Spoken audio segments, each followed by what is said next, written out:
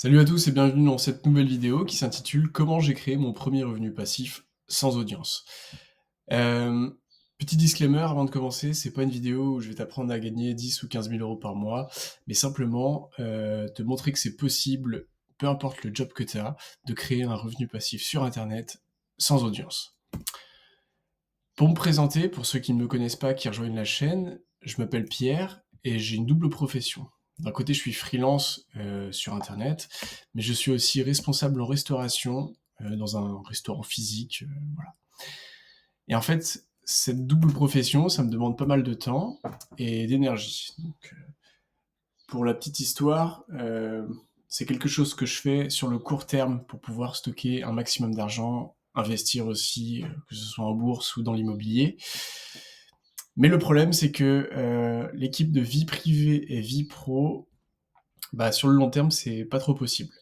Donc en fait, à partir de là, moi, j'ai commencé à chercher des échappatoires pour pouvoir me libérer un petit peu plus de temps. Et comme beaucoup de personnes, je suis tombé sur le business en ligne et notamment le business des formations en ligne. Il y a un petit peu de tout, mais j'ai fait ma petite place et je me suis créé des cours sur Udemy que je vends et donc qui me créent des revenus passifs. Voilà, pour la petite histoire. Donc on va voir ensemble comment c'est possible d'en créer un sans avoir forcément d'audience. Alors pour commencer, on va voir ensemble c'est quoi un revenu passif et surtout ce que ça n'est pas. J'ai envie de dire un revenu passif, c'est pas 100 passif, c'est pas un revenu qui est magique et qui, voilà, tourne tout seul. Un revenu passif, c'est un investissement. Mais quand on parle de business en ligne, un revenu dit passif, c'est quelque chose qui tourne même si tu pas forcément dessus. Mais ça demande quand même un petit peu de travail, que ce soit au début et même pendant. Moi, j'aime bien prendre la métaphore d'une plante. Voilà, je suis très métaphorique, vous allez voir dans mes vidéos, mais une plante, tu prépares le sol, tu mets ta graine, tu arroses, et ça donne un jour une petite brindille qui pousse et qui donne un arbre, et ces arbres donnent des fruits. Le truc, c'est que si tu veux continuer à percevoir des fruits, eh ben, il va falloir que tu entretiennes cette plante. Parce que si tu arrêtes, ça va arrêter. Bah, pour les business en ligne, c'est passif. Donc, dans le sens où tes revenus vont être récurrents et tomber tout seuls, mais ça demande quand même un minimum de travail au tout début et de l'entretien après. Donc, voilà. Et des revenus passifs, il y en a de toutes sortes. Donc, le plus connu, ce sont les formations en ligne, mais il y a aussi les e-books, les templates, l'affiliation, l'impression sur demande. Mais nous, on va plutôt se concentrer sur les formations en ligne, parce que c'est ce que moi je maîtrise le plus. Donc on va voir ensuite les 4 étapes que moi j'ai suivies pour mettre en place ce système.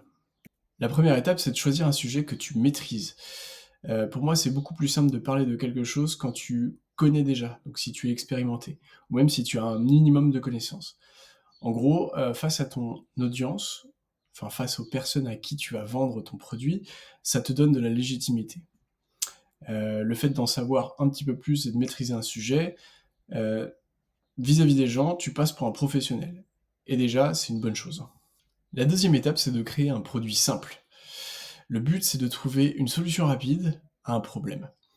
Moi, j'aime à dire que une formation qui dure 5 ou 6 heures, c'est beaucoup trop long. T'es pas là pour vendre un cours de fac ou quoi que ce soit. L'idée, c'est que tu as des personnes en face de toi qui cherchent des problèmes et toi, tu leur apportes une solution. Donc pour moi, l'idéal d'une formation, c'est 1 à 2 heures, mais axée sur de la compétence et de l'application. La troisième étape, c'est de trouver une plateforme qui vend pour toi. Alors pour moi, mes cours sont sur la plateforme Udemy. Donc bien entendu, c'est pas forcément des cours qui sont très chers. En général, ils sont aux alentours des 20 euros. Mais Udemy, l'avantage, c'est que c'est eux qui vont tout gérer. Donc c'est une plateforme en fait qui est prête à l'emploi et ils créent le trafic. C'est eux qui gèrent les systèmes de paiement, qui mettent en ligne et qui hébergent tes vidéos. Bien sûr, il y a forcément des points négatifs. C'est que en termes de commission, ils mangent aussi une grosse partie du prix.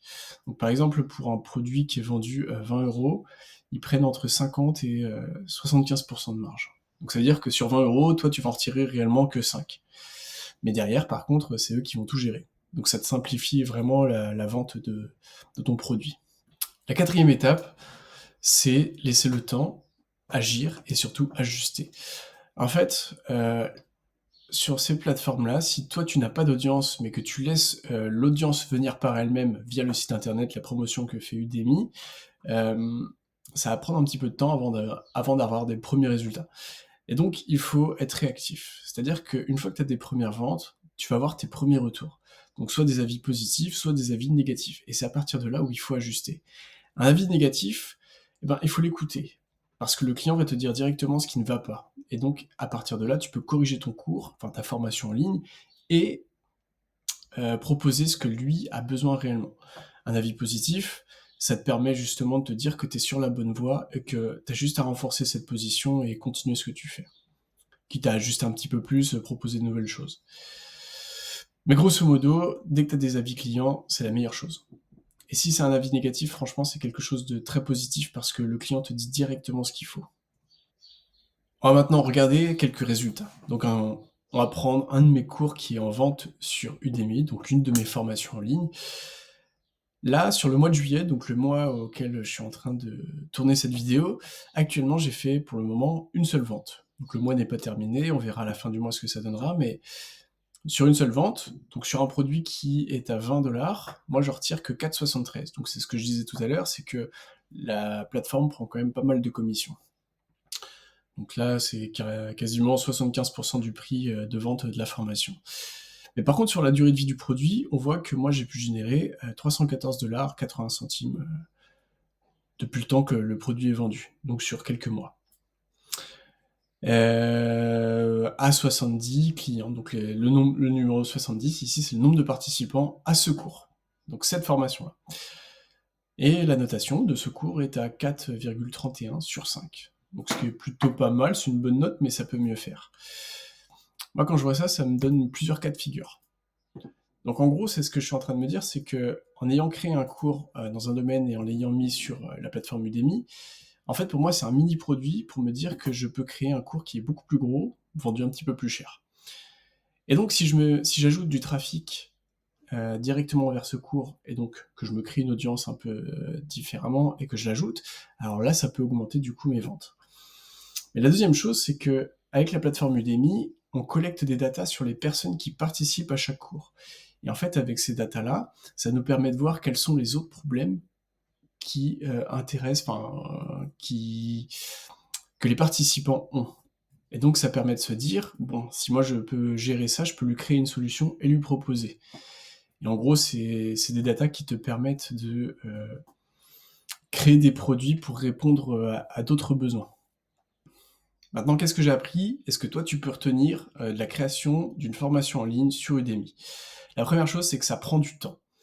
Ça prend du temps et de l'engagement, mais le tout, c'est de répondre surtout à un problème. La deuxième chose, c'est que t'as pas forcément besoin d'être un expert pour pouvoir te lancer sur Internet. Tu as juste besoin d'en connaître un minimum plus que les personnes qui ont des problèmes. Et la troisième chose, c'est que il faut se lancer. Mieux vaut un petit revenu passif maintenant généré, comme on a pu le voir avec une formation, plusieurs formations, que rien du tout. Parce que du coup, ton mindset, il va changer par rapport à ça. Ta première vente, à partir du moment où tu touches tes premières commissions sur tes formations en ligne passivement, dans ta tête, tu commences à débloquer quelque chose qui se dit « ah oui, c'est possible de gagner de l'argent sur Internet comme ça ». Alors, faut pas s'imaginer des sommes faramineuses, mais par contre, tu comprends qu'il y a quelque chose à créer derrière et qu'il y a beaucoup de choses possibles.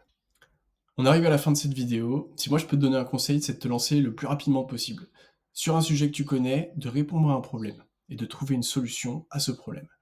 Même si c'est pas parfait, lance-toi.